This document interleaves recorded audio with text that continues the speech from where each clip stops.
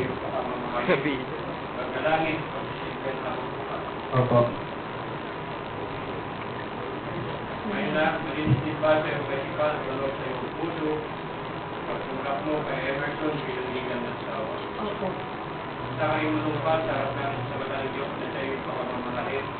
Pagkalangin, pag-isipin na ako bukas. Opo. Tumayo po tayong lahat.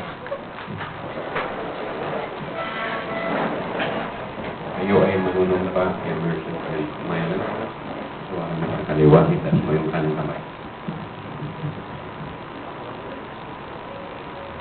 I promise to take my last, my legal wife, to love and to cherish, forbidden forward, in sober or in return, sickness or in health, and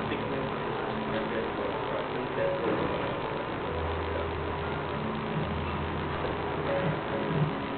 I promise I promise to take Emerson, to take Emerson my legal husband, as my legal to husband, love and to cherish, to love and to cherish, forbidden forward, for the future in sober or in return, and forward in return, sickness or in health, and sickness and death, to the Ang singsing ay bilog. Simbolo ito ng pagmamahal ng ating Panginoong Jesucristo sa kanyang simbahan at ito ay binibigay bilang tanda ng pagmamahal at pagtitiwala sa iyong asawa. Ngayon, Emerson, isuot mo ito sa daliri ng kaliwang kamay ni Mana. Sumunod ka sa sabi mo.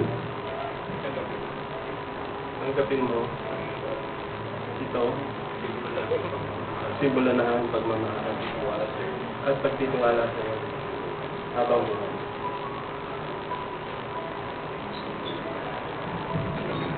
Ang sabihin nito,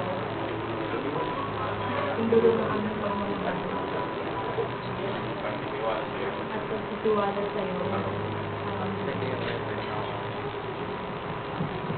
Tayo natin, ting.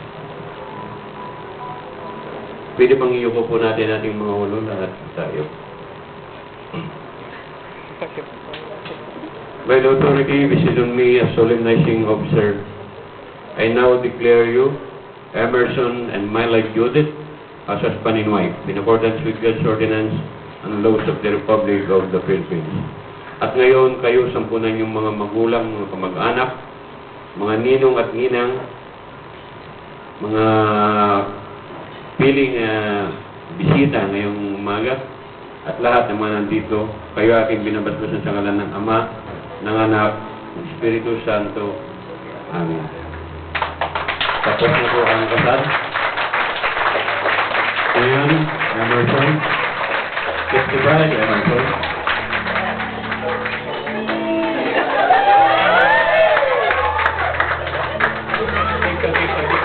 Take two.